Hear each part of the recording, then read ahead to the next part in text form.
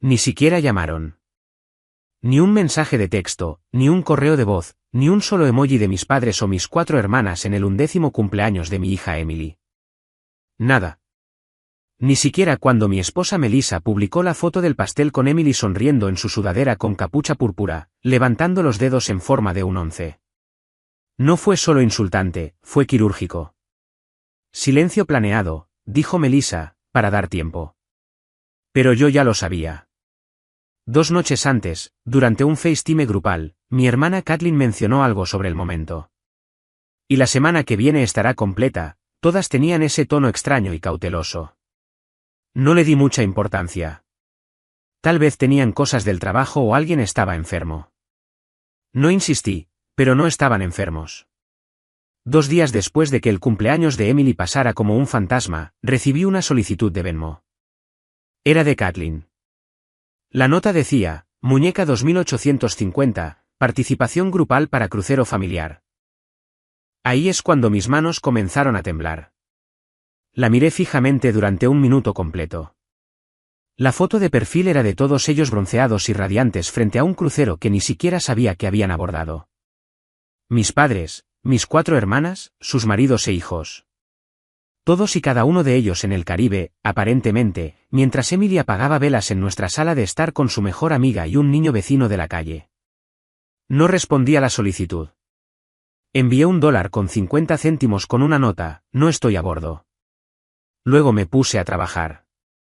Primero, bloqueé todas las cuentas compartidas, el inicio de sesión bancario, las unidades en la nube, el Dropbox compartido que mi papá insistía en que usáramos para los asuntos fiscales familiares, incluso la estúpida aplicación de viajes que siempre me hacían ayudar a pagar. Desapareció.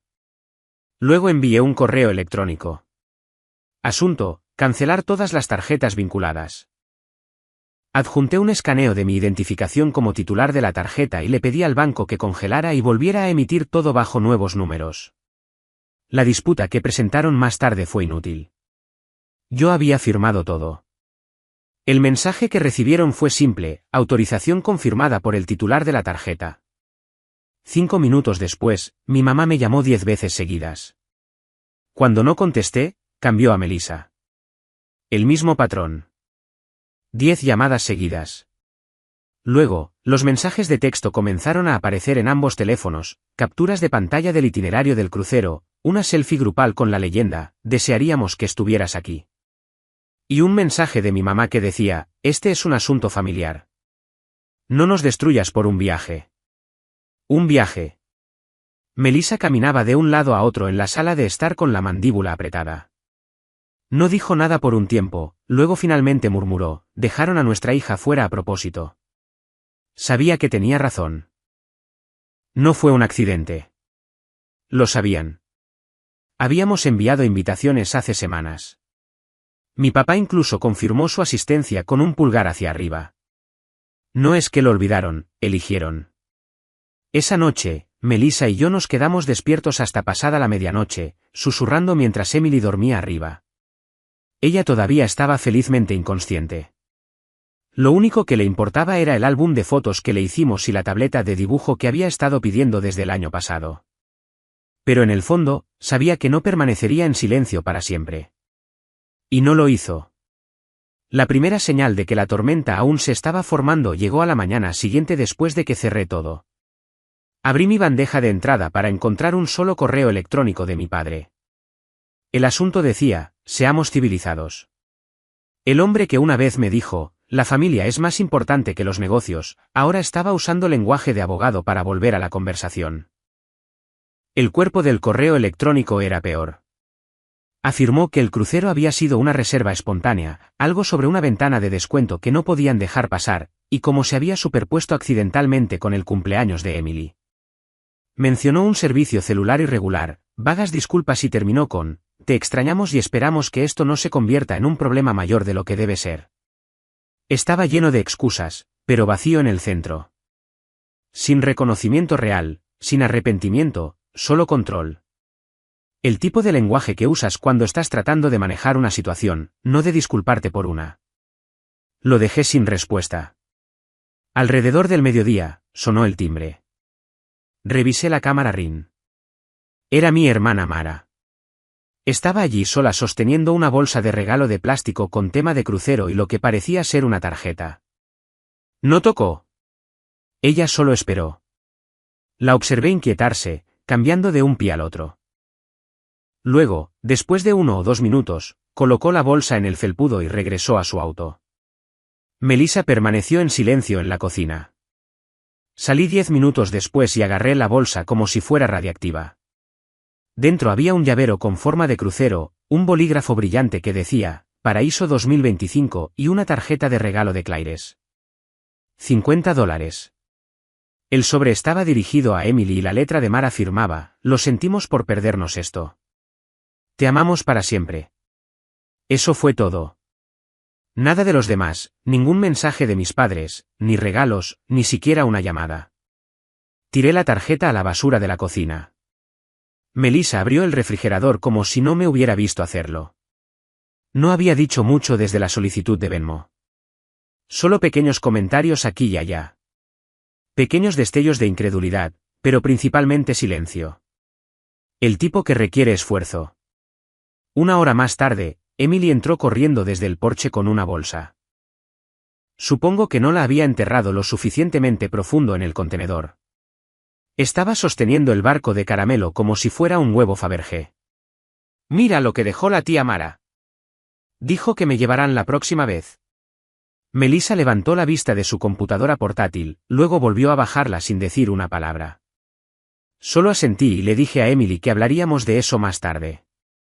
Esa noche, mientras Melissa cargaba el lavavajillas y Emily estaba arriba probando su nueva aplicación de dibujo, recibí un correo de voz de mi padre. Lo reproduje 2 veces. No preguntó cómo estaba Emily. No dijo nada sobre el cumpleaños. Comenzó con una línea sobre seguir adelante y cómo necesitábamos tener una conversación seria sobre el negocio, específicamente el proyecto Tempi, uno de nuestros desarrollos más rentables bajo la empresa familiar. Yo soy el dueño de la mayoría. Mi papá lo sabe. Siempre lo ha sabido. Cuando lo llamé, le di exactamente 2 minutos de charla trivial. Luego interrumpí. Me estoy retirando del negocio. Tienes 30 días para quitar tus nombres de las cuentas. Después de eso, estás congelado. No dijo nada por un momento. Luego dijo, ¿de verdad estás dispuesto a hacer estallar todo lo que construimos por la fiesta de cumpleaños de un niño? No respondí. Simplemente colgué. Más tarde esa noche, Emily entró en nuestra habitación llorando. Se acurrucó entre nosotros y dijo que no entendía. Seguía preguntando qué había hecho mal. Y luego, justo antes de quedarse dormida, murmuró algo que me dio escalofríos. La abuela dijo que solo estabas enojado porque no te invitaron. Ahí es cuando supe que mis padres ya habían comenzado a ponerla en mi contra. Y lo que es peor, lo estaban haciendo a través de la única ventana que les quedaba, Emily. Una semana después del correo de voz, todo se volvió más silencioso, pero no en el buen sentido. Era esa extraña calma de la que la gente habla antes de que un tornado toque tierra. Melissa también lo notó. No más llamadas, ni mensajes de texto, ni comentarios pasivo-agresivos en Facebook, solo silencio. Luego, una noche, llegó un sobre grueso por correo. Sin remitente, solo mi nombre y el número de nuestra casa y una letra cuidadosa. Dentro había copias de viejos contratos comerciales, cosas de hace más de una década, cuando ayudé a mi padre a reestructurar la empresa después de la crisis inmobiliaria. Entre ellos había una nota adhesiva, hablemos antes de que las cosas se pongan feas. No necesitaba preguntar quién lo envió. Melissa leyó las páginas y luego las arrojó sobre la mesa de la cocina. No solo están tratando de hacerte sentir culpable ahora, dijo. Están tratando de asustarte. Pero lo que no entendían, lo que ninguno de ellos parecía entender, era que no tenía miedo. Pensaban que no me alejaría debido a lo profundamente que estaba todo atado. Dinero, propiedad, los pagos de la hipoteca de mi hermana que aún pasaban por nuestra cuenta compartida de la empresa. Pero olvidaron que ya no tenía 12 años. No necesitaba su aprobación, y no eran las personas que pensaba que eran. A la mañana siguiente, comencé el papeleo para separar por completo mis activos de la empresa familiar. Les di 30 días para limpiar cualquier cosa con sus nombres. Eso incluía el contrato de arrendamiento de la oficina que mis padres aún usaban, la tarjeta de presentación compartida que mis hermanas abusaban para las cenas con clientes y la cuenta de impuestos en la que todos se aprovechaban cada abril. Melissa me ayudó a revisar todo. Era meticulosa, implacable. Los odiaba más que yo, creo. 2 días después, mi mamá apareció en la escuela de Emily. Lo descubrí porque la secretaria de la escuela me llamó, confundida. Dijo que la abuela ya había recogido a Emily. Salí del trabajo y conduje directamente allí, con el corazón latiendo con fuerza durante todo el camino. Emily estaba en el estacionamiento con mi mamá, sosteniendo un batido y una pequeña bolsa de compras. Cuando me detuve, Emily saludó como si nada estuviera mal. Mi mamá no parecía sorprendida. Ella solo sonrió, dijo, nos estábamos poniendo al día, y entregó a Emily sin decir una palabra sobre el permiso o las reglas o cualquier cosa. En el auto, Emily me dijo que la abuela dijo que solo estábamos peleando por dinero y que todos volverían a ser felices pronto. Mantuve las manos en el volante y no dije nada durante todo el camino a casa.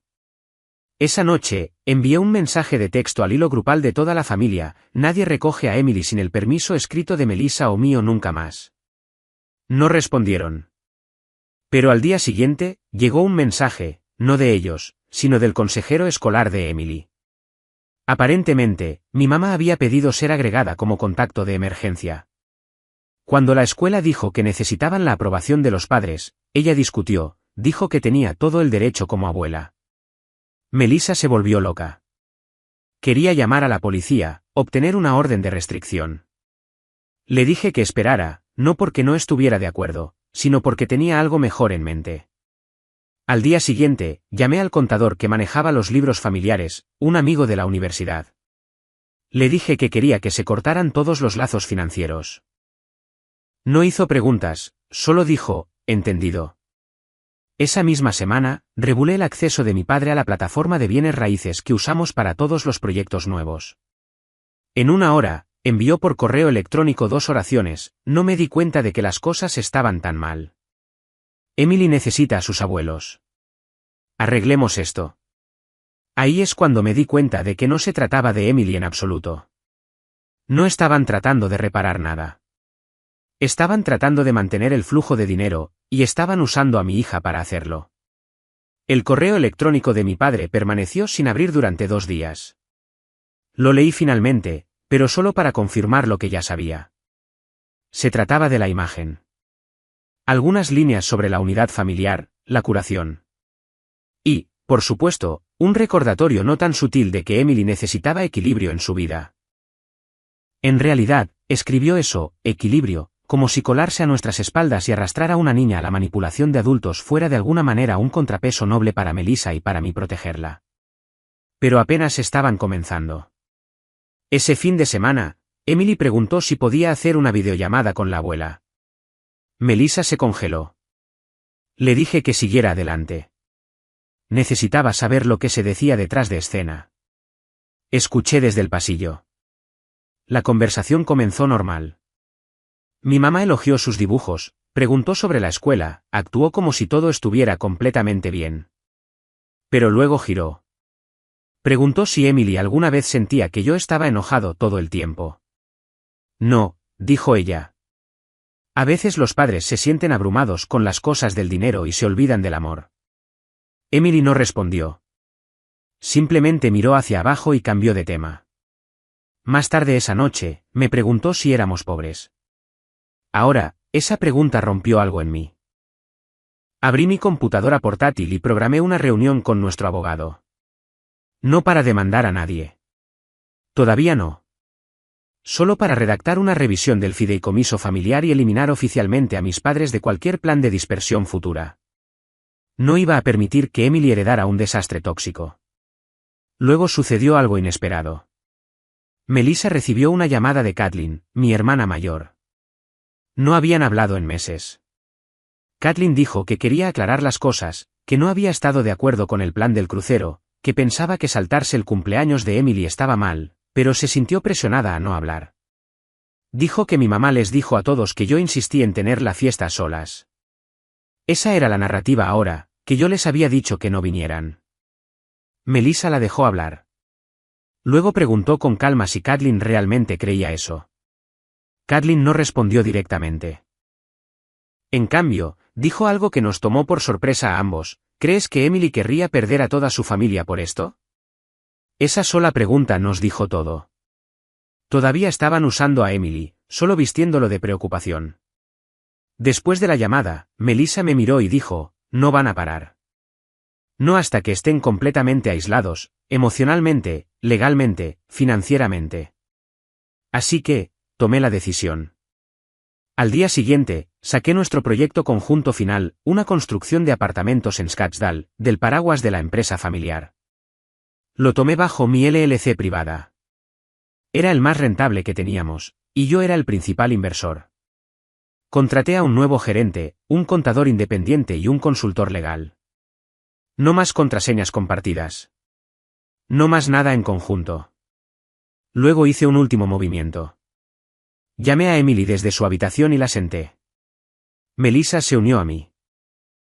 Le dijimos cuidadosamente que estábamos haciendo cambios en la familia, que todavía podía amar a sus abuelos y tías, pero que íbamos a tomar un poco de espacio. Ella escuchó en silencio. Luego nos sorprendió. Ella dijo, ¿todavía puedes perdonarlos algún día? Incluso si fueron realmente malos. Le pregunté por qué quería eso. Porque tú eres el bueno, dijo ella. Y si el bueno se vuelve malo, ¿quién queda? No pude responder eso. Y por primera vez en semanas, sentí algo cercano a la culpa. No arrepentimiento por proteger a mi hija, sino por tener que hacerlo. Unas 2 semanas después del silencio, el aire alrededor de nuestra casa se sentía como un aliento infernal. Nada de mis padres, nada de mis hermanas, ni mensajes de texto, ni llamadas, ni drama. Al principio, parecía que tal vez finalmente se habían retirado. Pero Melissa lo dijo antes de que yo pudiera. Esto no es paz. Es una trampa. Tenía razón. La calma se rompió un miércoles por la mañana justo antes de que Emily saliera para la escuela. Melissa recibió un correo electrónico de un nombre que no reconocía. Era de una mujer que afirmaba ser abogada de bienes raíces que representaba a mi hermana Hallie. Según el correo electrónico, Hallie creía que tenía una participación de capital no documentada en el desarrollo de Scottsdale, el mismo que había retirado de la empresa familiar hace semanas. El mensaje solicitaba mediación antes de considerar el litigio. No solo fue inesperado, fue absurdo. La participación de Hallie en Scottsdale era inexistente. Una vez se refirió a él como tu cosa del desierto durante una llamada de Zoom, pero ahora aparentemente también era suyo. Se lo envié a mi abogado, quien respondió en minutos. Cero base legal. Déjala que lo intente. Pero no se trataba de ganar. Fue una advertencia. Querían recordarme que todavía estaban en el juego, todavía dando vueltas, todavía dispuestas a convertir la sangre en influencia. Más tarde ese día, Emily recibió un pequeño paquete por correo. Sin remitente, sin nota más allá de una pequeña tarjeta con la letra de mi mamá, nunca olvides de dónde vienes.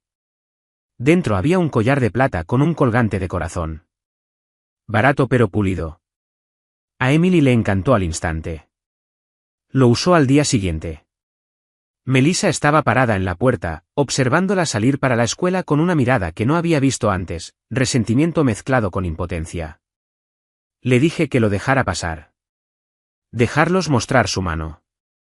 Cuanto más lo intentaran, más fácil sería demostrar que estaban manipulando a una niña para acceder. 2 noches después, estaba trabajando hasta tarde cuando mi asistente me envió un mensaje, tu papá está aquí. Pensé que era una broma.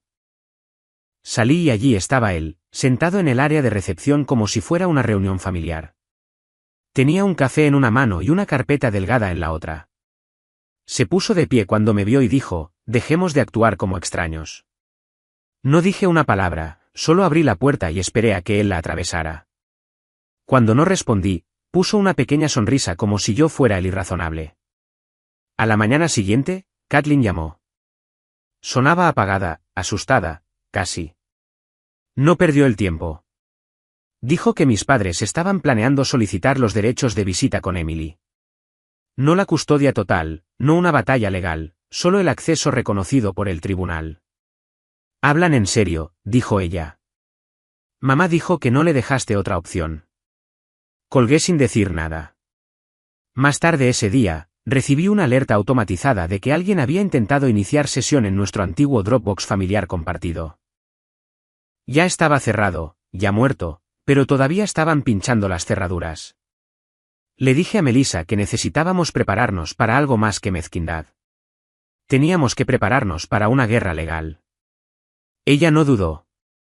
Comenzó a organizar cada archivo, textos, llamadas, capturas de pantalla, fotos de cumpleaños perdidos, todo. Incluso la solicitud de Venmo. Era quirúrgica.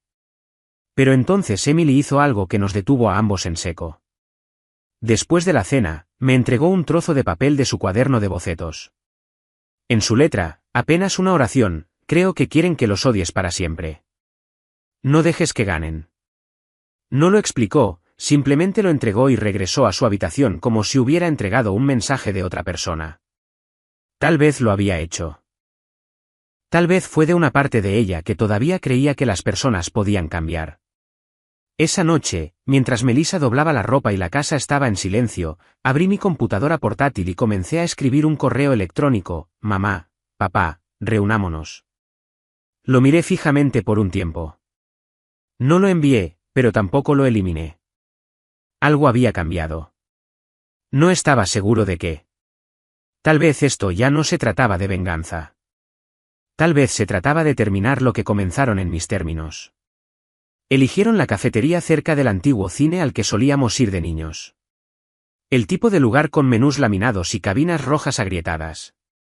La elección de mi mamá, estoy seguro. Una ubicación empapada en falsa nostalgia, como si eso pudiera suavizar algo. Entré a las 6 de la tarde en punto. Ya estaban allí, sentados uno al lado del otro en una cabina junto a la ventana. Mi papá levantó la vista primero. Él sonrió como si fuera un martes normal. Mi mamá lo siguió, con los ojos un poco rojos, probablemente más por el estrés que por la tristeza. No me senté, no de inmediato. Mi papá hizo un gesto hacia la cabina. Solo queríamos hablar. Me deslicé más por curiosidad que por otra cosa. Los primeros minutos fueron ligeros. Preguntaron por Emily, por Melissa, por el trabajo. No ofrecí mucho. Mi silencio hizo el trabajo. Entonces mi mamá se inclinó y preguntó si realmente iba a dejar que todo se derrumbara por un malentendido. Esa fue la palabra que eligieron: malentendido. Les dije que no se trataba de un cumpleaños perdido. Se trataba de un patrón, sobrecontrol, manipulación y pretender que el amor era incondicional cuando claramente tenía ataduras. Dije que su repentina necesidad de derechos de visita decía más que cualquier disculpa. Mi papá negó con la cabeza. Pensamos que nos ibas a ignorar para siempre. Entramos en pánico. No se disculpó, solo dijo que entraron en pánico. Entonces mi mamá sacó un papel, una propuesta que llamó: términos escritos para que reconstruyamos con estructura, visitas quincenales, interacción comercial limitada, independencia financiera, todo firmado y presenciado. Mi papá agregó que se retirarían de todos los activos de la empresa. Sin demandas, sin amenazas. Querían reiniciar oficialmente. Tomé el papel y me fui sin estar de acuerdo. Esa noche, lo leí con Melissa. Estaba más limpio de lo que esperaba. Sin trampas, solo límites desesperados disfrazados de compromiso. Y, sin embargo, fue Emily quien tomó la decisión final por nosotros. A la mañana siguiente, preguntó si todavía éramos una familia rota. No sabía cómo responder. Ella dijo: no son buenos para ser amables, pero todavía quieren estar cerca de mí. Eso significa algo, ¿verdad? Eso golpeó más fuerte que cualquier cosa que hubieran dicho en la cafetería. Así que, firmé el papel. No porque confiara en ellos, no porque se lo merecieran, sino porque mi hija tenía 11 años y ya entendía algo que acababa de aprender. El perdón no es debilidad. Es control. Es elegir avanzar, incluso cuando el pasado sigue tirando de tu manga. Melissa y yo mantuvimos la separación financiera permanente. La empresa es mía ahora. Limpia, tranquila. Las visitas comenzaron pequeñas, solo Emily al principio, luego las vacaciones, luego las cenas. Nadie habla más del crucero. Nadie habla de ese cumpleaños.